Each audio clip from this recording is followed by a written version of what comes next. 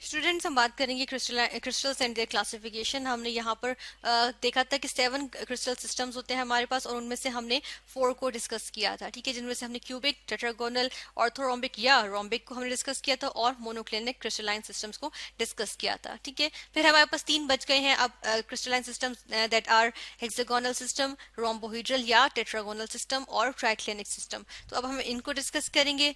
इसके लिए क्या करते हैं, इनको हम नीचे ले जाते हैं ताकि हम इनके ऊपर बात कर लें, ठीक है। तो यहाँ से हम इसको नीचे की तरफ ले आते हैं, यहाँ से इधर हम ले आए, ठीक है, और इधर हम इनके बारे में स्टडी करेंगे। तो फर्स्ट ऑफ ऑल इनमें से हमारे पास जो आ जाते हैं, जो फिफ्थ वन है हमारे पास, इसको हम कहते हैं hexagonal system. Hexagonal system, hexagonal crystal system को फर्स्ट ऑफ ऑल हम क्या करते हैं, इसका स्ट्रक्चर देख लेते हैं। अब ये जो है, ये हमारे पास क्या है, ये हेक्सागोनल सिस्टम है, ठीक है।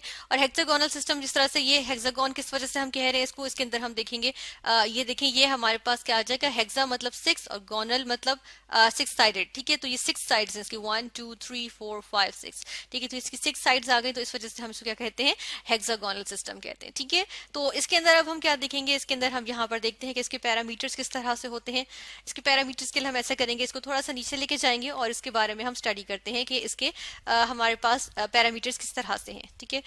फर्स्ट ऑफ ऑल हम यहाँ पर इसकी लेंथ देखेंगे, लेंथ या एक्सिस देखेंगे। तो उसमें हम ये देखते हैं कि हमारे पास क्या है यहाँ पे, कि यहाँ पर क्या होता है कि जिस तरह से अगर हम यहाँ देखें, तो ये वाली लेंथ और ये वाली लेंथ जो है, ये हमारे पास इक्वल होती हैं, ठीक है। यानी कि यहाँ पर हम क्या कह सकते हैं कि इधर हम मेंशन करेंगे, ये हमारे पास है ए, और ये हमारे पास है यहाँ पर सी, ठीक है, और ये हमारे पास क्या है, ये बी है।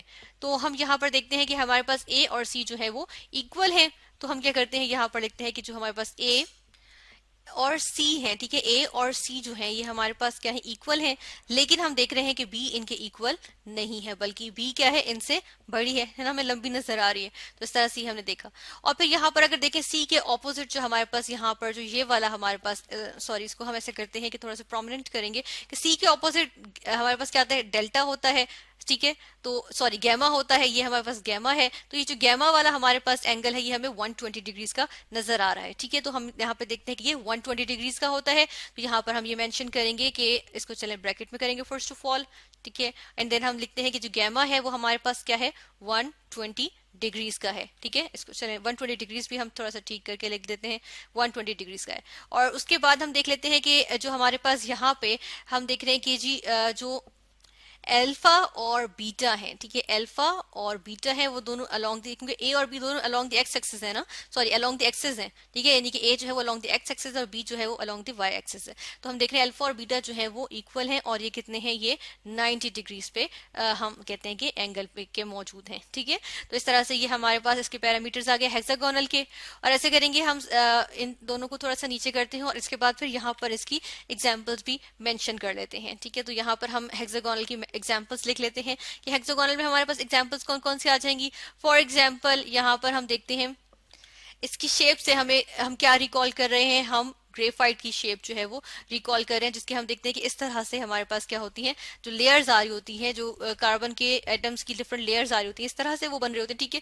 तो वो इस तरह से वो हेक्सागोनल लेयर्स बन रही होती हैं।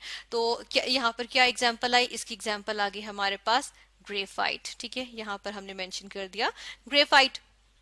देन आइस जो होती है, आइस, इसका भी जो क्रिस्टल स्ट्रक्चर होता है वो क्या होता है, यानी बर्फ, या इसका जो अगर क्रिस्टल स्ट्रक्चर देखें तो वो हमारे पास किस तरह का आता है, वो भी हमारे पास जो है आता है हेक्सागोनल क्रिस्टल फॉर्म में, ठीक है। देन और भी हमारे पास एग्जांपल्स हैं, जिस तरह से जिंक ऑक्साइड आ गया, ठीक है। देन जिंक इटसेल्फ भी जो है हेक्सागोनल सिस्टम शो करता है। और हमने जिंक और कैडमियम को देखा था आइसोमॉर्फ्स हैं, तो जिंक के साथ साथ कैडमियम भी जो है वो हेक्सागोनल सिस्टम जो है वो शो करता है, ठीक है।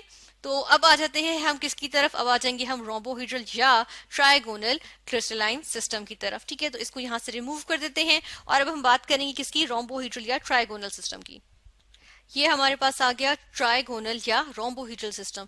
अच्छा, ट्राइगोनल या रोम्बोहीड्रल सिस्टम में अगर हम देखें तो इसमें हमारे पास क्या होता है, इसमें हमारे पास तीनों की तीनों साइड्स जो है वो इक्वल होती हैं, यानी कि साइड्स कह लें या हम लेंथ कह लेंगे या हम एक्सिस कह लेंगे, यानी कि ए इक्वल होती है बी के और बी इक्वल होता है सी के, ठीक है। तो ये तीनों के तीनों आपस में इक्वल होते हैं, ठीक है। और लेकिन यहाँ पर हम देख रहे हैं कि कोई भी अलोंग द एक्सिस नहीं है, अलोंग द एक्सिस होते हैं तो हम कहते हैं एक्सिस जो है परपेंडिकुलर होते हैं, और अगर परपेंडिकुलर होंगे यानी एक्स वाई जी जो है वो प्लेन से हमारे पास परपेंडिकुलर होते हैं ना, तो इसलिए अगर उनके अलोंग है ही नहीं ये साइड्स, यानी कि जो लेंथ्स हैं ये उनके अलोंग है ही नहीं, एक्सिस के अलोंग है ही नहीं, तो क्या होगा, ये 90 डिग्रीज पे नहीं होंगी। ठीक है, तो हम यहाँ पर क्या देखते हैं कि हमारे पास जो अल्फा है और जो उसके बाद फिर बीटा है और जो उसके बाद फिर गैमा है, ये सारे के सारे इक्वल नहीं है। ठीक है, और ये किसके इक्वल नहीं है, ये 90 डिग्रीज के इक्वल नहीं है। ठीक है, इस तरह से ये अभी हमने मेंशन कर दिया। अब इसकी एग्जांपल्स देख लेते हैं। यहाँ से हम ट्राइक्लिनिक को नीचे ले आएंगे थोड़ा सा। ठीक है, यहाँ से उठा के हम इसको थोड़ा सा नीचे लिख दिया और यहाँ पर हम क्या करेंगे, इसकी एग्जांपल्स देख लेते हैं। एग्जाम्पल्स में इसकी क्या आ जाएगा, बिस्मथ हमारे पास एक एलिमेंट है, इसकी ये क्रिस्टलाइन फॉर्म में एग्जिस्ट करता है और ये ट्राइगोनल या रोम्बोहेड्रल क्रिस्टलाइन फॉर्म में एग्जिस्ट करता है। ठीक है, देन हमारे पास एल्यूमिनियम ऑक्साइड आ जाएगा, Al2O3 ऑक्साइड ऑफ एल्यूमिनियम, ये किसमें एग्जिस्ट करता है, ट्राइगोनल सिस्टम में। उसके अलावा हम देखते हैं sodium nitrate, NaNO3 sodium nitrate है। ठीक है, देन इसके अलावा हमने आइसोमॉर्फिज्म में हमने स्टडी किया था, इसके साथ साथ इसका आइसोमॉर्फ होता है पोटेशियम नाइट्रेट और इनके साथ साथ इनका आइसोमॉर्फ होता है कैल्शियम कार्बोनेट। तो ये तीनों भी इसमें क्या, इसमें किस में आ जाएंगे, ट्राइगोनल या रोम्बोहेड्रल क्रिस्टलाइन फॉर्म शो करते हैं। ठीक है, इस तरह से यहाँ पर हमने ये मेंशन कर दिए। यहाँ पे हम शो कर रहे हैं ट्राइक्लिनिक सिस्टम। ट्राइक्लिनिक सिस्टम में देखें क्या होता है कि इसके अंदर हम देख लेते हैं कि होता ये है कि ये हमें इनमें से हम देखते हैं कि जो हमारे पास साइड A B C तीनों जो साइड्स हैं वो हमारे पास इक्वल नहीं होती है। ठीक है, तो यहाँ पे हम देखते हैं side A, side B, side C तीनों एक दूसरे के इक्वल नहीं है। ठीक है, इस तरह से हमने देखा हर साइड जो है वो डिफरेंट लेंथ की होती है। ठीक है, तीनों लेंथ जो है वो डिफरेंट आ जाती हैं। और उसके बाद हम देखते हैं कि जो हमारे पास इनमें जो एंगल्स होते हैं अल्फा और जो उसके बाद फिर हमारे पास होता है बीटा और उसके बाद होता है गैमा, ये भी इक्वल नहीं होते, किसके, 90 डिग्रीज के इक्वल नहीं होते। ठीक है, क्योंकि इनमें से कोई भी जो है वो एक्सेस पे नहीं आ रहा। ठीक है, तो इस वजह से ये इनमें से कोई भी जो है वो 90 डिग्रीज के इक्वल नहीं होते हैं। ठीक है ना। और इसके बाद हम क्या करते हैं कि इनकी एग्जांपल्स देख लेते हैं कि ट्राइक्लिनिक की हमारे पास कौन कौन सी एग्जांपल्स आ जाती हैं। जिस तरह से यहाँ पर आ जाता है बोरिक एसिड आ जाता है, यानी कि A3BO3 बोरिक एसिड। ठीक है, इसके अलावा क्या आ जाता है, पोटेशियम डाइक्रोमेट आ जाता है, K2Cr2O7 जो होता है, Cr2O7 जो है वो हमारे पास क्या होता है, डाइक्रोमेट होता है और K2 जो है वो हमारे पास क्या है, पोटेशियम। ठीक है, तो हम क्या कहते हैं, पोटेशियम डाइक्रोमेट। ठीक है, K यहाँ पे पोटेशियम है, सॉरी।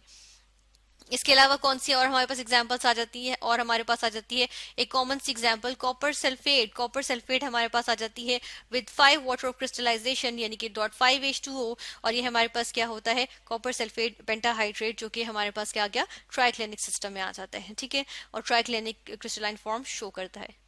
तो इस तरह यहाँ पर हमने क्या देखा, हमने 7th क्रिस्टल सिस्टम भी स्टडी कर लिया। ठीक है, और 7th क्रिस्टल सिस्टम को यानी कि ट्राइक्लिनिक सिस्टम को अगर हम गौर से देखें तो ये टोटली ऑपोजिट है, किसके, ये क्यूबिक सिस्टम के टोटली ऑपोजिट है। जिसमें हमने क्या कहा था, इसमें हमने कहा था कि जो हमारे पास अल्फा होता है यानी कि एंगल अल्फा वो इक्वल होता है एंगल बीटा के, जो कि इक्वल होता है एंगल गैमा के, और ये सारे इक्वल होते हैं 90 डिग्रीज के, और हमारे पास साइड्स भी जो है वो तीनों की तीनों बराबर होती हैं। ठीक है, उसके बाद हमने ट्राइगोनल भी स्टडी किया, ऑर्थोरोम्बिक सिस्टम था थर्ड वन, फोर्थ वन था monoclinic system, then fifth one was hexagonal system, then हमारे पास ट्राइगोनल या रोम्बोहेड्रल सिस्टम था, और फाइनल वन हमारे पास ट्राइक्लिनिक सिस्टम था ऑफ क्रिस्टल। ठीक है, और इनकी एग्जाम्पल स्टडी की और इनके पैरामीटर्स डिस्कस किए, किस तरह से ये एक दूसरे से मुख्तलिफ होते हैं। और इस तरह से ये हमारे पास थे क्रिस्टल्स एंड देयर क्लासिफिकेशन, जिसमें हमने 7 क्रिस्टल सिस्टम स्टडी किए।